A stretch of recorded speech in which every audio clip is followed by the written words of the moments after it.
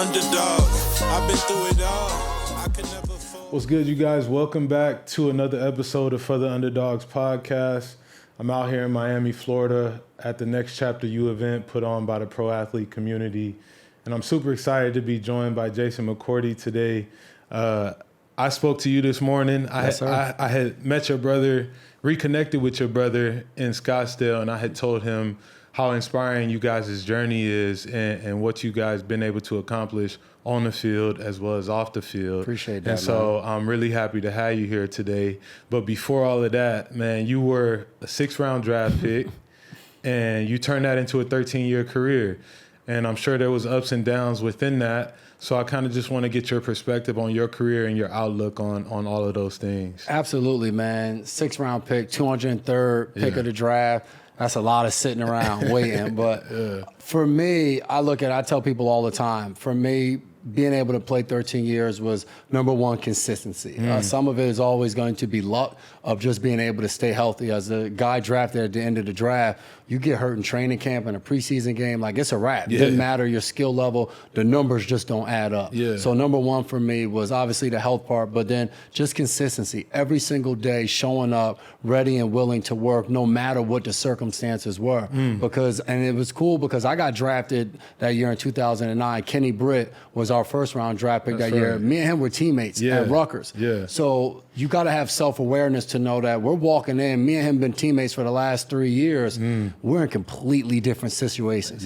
He's a 1st-round draft pick. He's gonna have opportunity after opportunity to screw it up or succeed, whichever one happens first. 100%. I'm not gonna have those same opportunities. So once I was able to build consistency in my routine and to my ability on the field, the second thing that I tell people all the time, man, relationships. And that goes all throughout the building. So for me, it was relationships with a guy like Cortland Finnegan and Chris Holt, who were my two kind of big brothers and leaders on the team and mentors. I just watched everything they did and asked them a ton of questions. The next thing is relationships with your coaches in the building, but then everybody else in the building.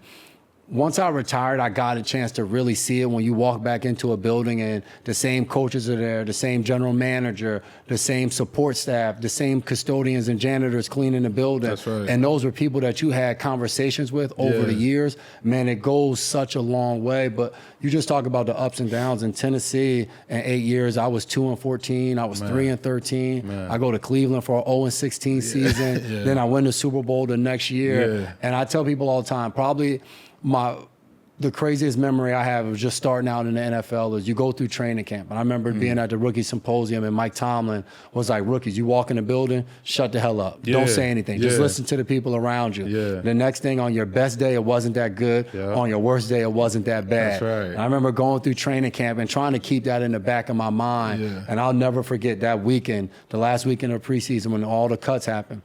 In Tennessee that year, we used to keep the guys in the building when cuts would go on. So you had guys playing Madden, guys.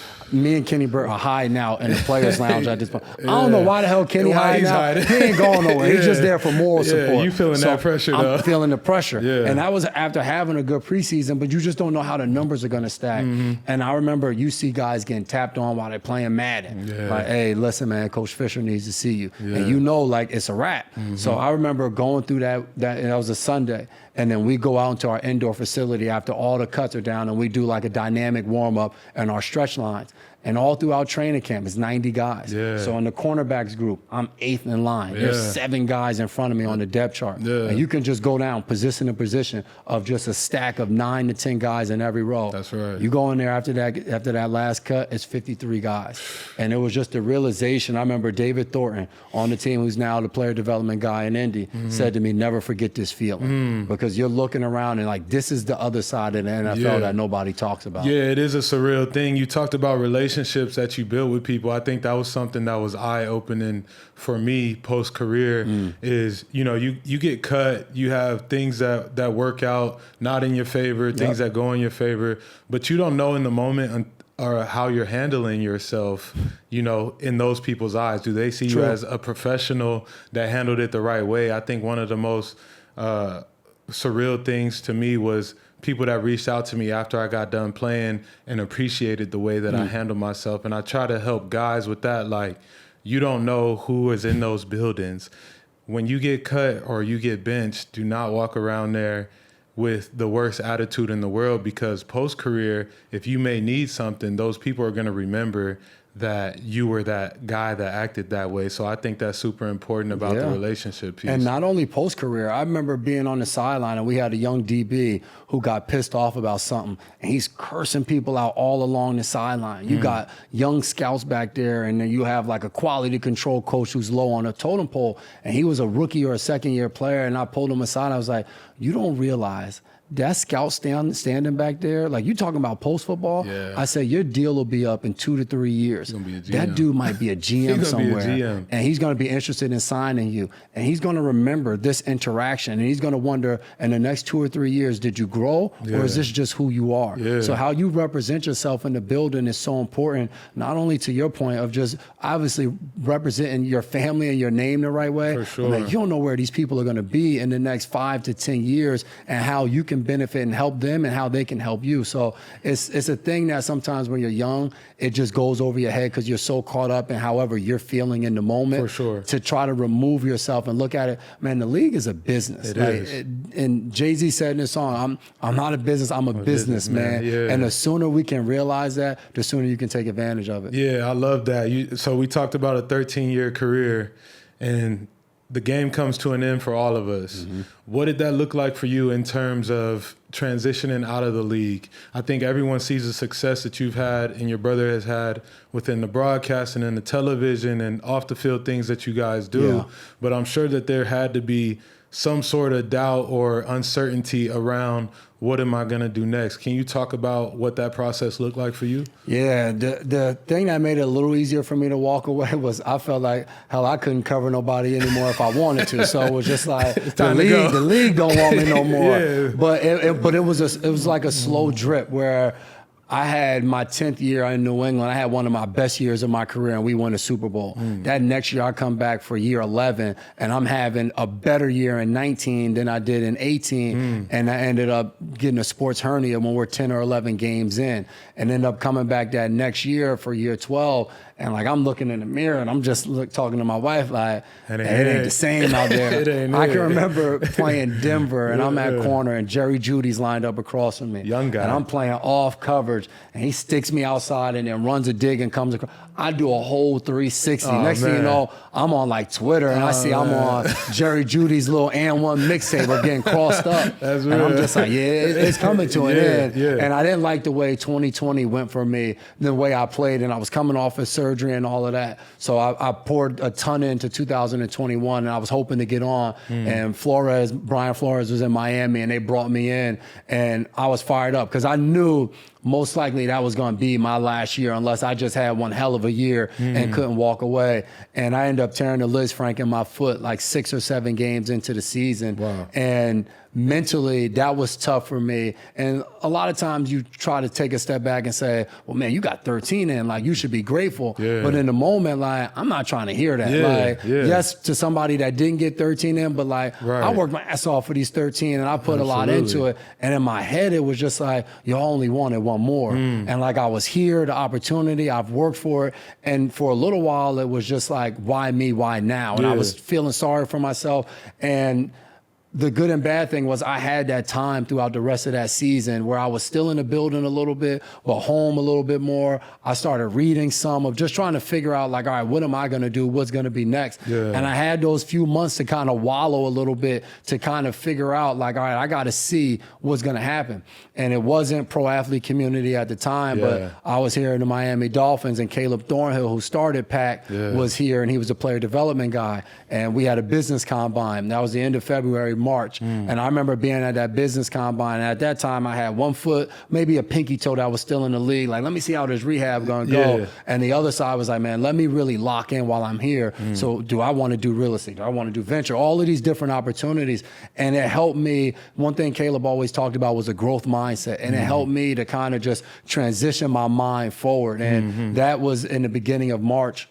mid-April, the NFL puts on a broadcast boot camp. So I had been doing a podcast with my brother for the last 4 years. I had hosted a radio show. So I had did a lot of media type stuff. Wasn't sure that was the path I wanted to take, but I signed up for the boot camp, went out there and crushed it. Ended up coming out of the boot camp with different people exchanging info. And the next thing I knew, in a few months following the boot camp, I ended up with 3 different job opportunities. So that was huge for me from a confidence standpoint. And just like my biggest fear with walking away from the game was idle time. And no matter what we do while we're playing, every person has fear of walking away from the game, because what am I going to do to fill the void that football has created since I was 10 years old? That's right. So it was just like, for all of us, we can have all of these different things set up, but when I walk away, I can't go play pickup football. Like, it ain't like you can go to the local YMCA and play basketball or join a softball league or something of that nature.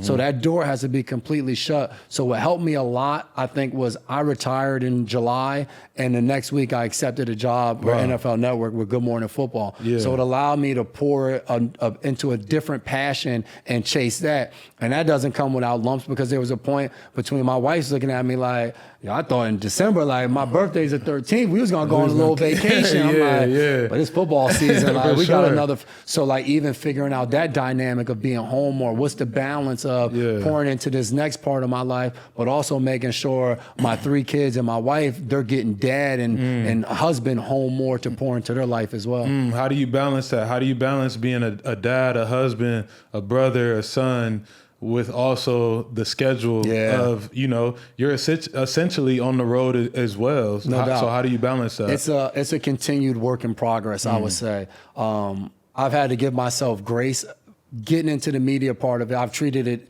exactly like football. So I over prepare, and I want to make sure I know everything I have to know about, whether I'm calling a game, whether I'm going into the studio. And I've had to dial it back a little bit to say, like, all right, if I'm at home and my son is trying to show me something, or just simply he plays football and there's film of it, my wife will record it, of sitting down and making sure I'm pouring into him and giving him what I have. Or my 2 girls, if they're doing tumbling, am I sitting there spotting them and making sure I'm intentional about that time being spent with them? So I don't have a perfect equation. I will say I married my best friend, and somebody that is willing to challenge me in every phase and doesn't have a problem saying it to my face. So like, when I am off balance, my wife will 100% call me out on it, and that's been beneficial. So I think it's continued conversations between the both of us. I went from doing a show on Good Morning Football that was 5 days a week all year round with just 4 to 6 weeks of vacation. So that show ended, and then I started traveling for games every week. And so it's just like, now I'm getting more time in the off season, which is awesome. But during the season, I'm traveling for 18 weeks, so I'm missing all my son's football games. So like, as a parent, you're always trying to figure out, like, am I doing a good job? Is this enough? Do I pour into that? So it's just a continued work-life, personal life balance that you're always trying to figure out what's the right kind of amount of time spent in both. I love that. That's good advice. How does broadcasting fill your cup as far as leaving the game? We all want to be around it in some sort of fashion. How does broadcasting fill your cup, and what is your favorite type of broadcasting to do? Because there's many different types. Man, I love football. And I tell my kids, I do a free camp every year. The game of football has given me and blessed me with so much, that the fact that I get a platform to go on TV and highlight a guy and talk about a game that I fell in love with, like that, I'm so passionate about the ability to do that. It also gives me a passion and a craft to work towards. I'm not the best, so I got to go to work and try to improve and watch other people and build off of some of those things that they do. So for me, broadcasting, coaching, the time commitment I couldn't commit to that. So this was the next best thing. I'm sitting down in meetings with head coaches, different quarterbacks, and I'm getting to ask Lamar Jackson questions of film I'm watching. And when I go home and tell my son, who wears his Lamar Jackson jersey, who has a Ravens blanket on his bed, that I was sitting down talking to Lamar Jackson, like his eyes light up. So like, I also see the ability of what it does for my kids as well. my favorite part of it, man. So what I love, the studio and the games, and it's hard for me to pick one of them. I've been able to do both, and I'm going to do that as long as I possibly can. But there's something special about being in a stadium, about the crowd cheering, although they ain't cheering for you, but just being in that atmosphere and seeing it and having when you're calling a game, is much like playing where I can prepare all week. As soon as that ball is kicked off, I have no idea what's going to happen in the game. And every single play, when the play-by-play finishes, I got to have something to say. And it has to be something worthwhile to say. So I love that part of it, the anxiety that you get from it, the anxiousness and the nervousness to have to deliver. And then in the studio, man, it's just a fun atmosphere to be around guys and bring energy. I got a chance to work with Orlovsky on ESPN this year. He's great. Oh, he's awesome. Being on Good Morning Football with those three, Jamie, Peter, and Kyle, like, you got to hang out with, like, we became like 4 best friends just talking ball every day. So I've just fell in love with the broadcast and stuff and just trying to continue to grow with it. Man, I love that. What do you want your legacy to be outside of football? I feel like you and your brother do so much.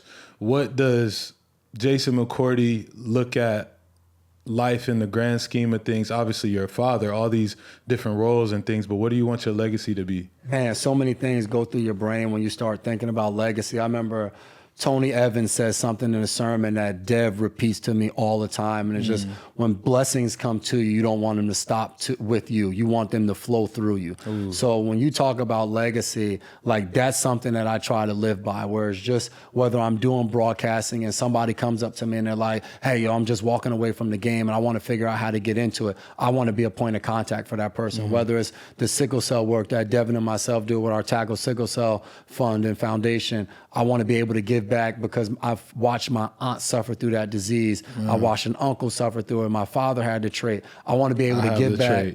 Give back and bring awareness to that as well. I want to do a free football camp every year. And the same thing goes with my family. So for me, the legacy is, you always talk about, like, you want people to remember you for how you made them feel when they were around you, when they got to touch you, and all of those different things. So for me, it's just, man, doing your best at every single thing that you do. I remember my college coach said to us, you don't define success about how many years you played in the league. I could play 13, you could play 3.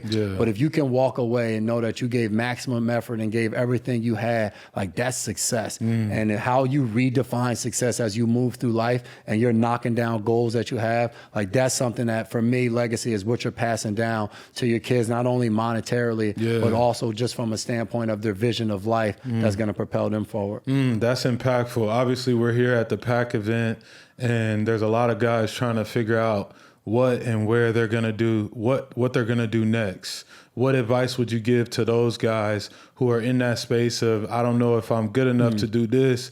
I don't really know if there's a lane for me. Can you speak to those guys that need that advice from you? Take a breath. Don't compare yourself to anybody else. I learned that in my playing career. I get drafted to a team where we didn't win. I never won 10 games, didn't make the playoffs. I have an identical twin brother who gets drafted the very next year, and in his second year, he's playing in a Super Bowl, wins 3. So totally different lanes of success, and I had to learn early on, like, comparison is the thief of joy. So for guys, when you walk away from the game, don't look at somebody that's highly successful as soon as they walk away and compare yourself to them. Just worry about yourself. So take a deep breath, give yourself grace to figure out exactly what you want to do next, but then also, like, dive into things. Like, don't sit back. And one of the hardest things as professional athletes, for damn near all of our life, somebody is doing something for you. I realized it during COVID, where I'm in Miami and you got to get a shot or whatever. You got to go get Pfizer or Moderna or whatever the things are. And I remember talking to our trainer, and my wife had to do it. And she was like, you want me to set it up for you? And I was like, nah, I could do it. And it was just like, well, nah, most guys don't really know how to go on. Like, we don't know how to make doctor's appointments. That's real. Like, something that's so simple to a human adult in life.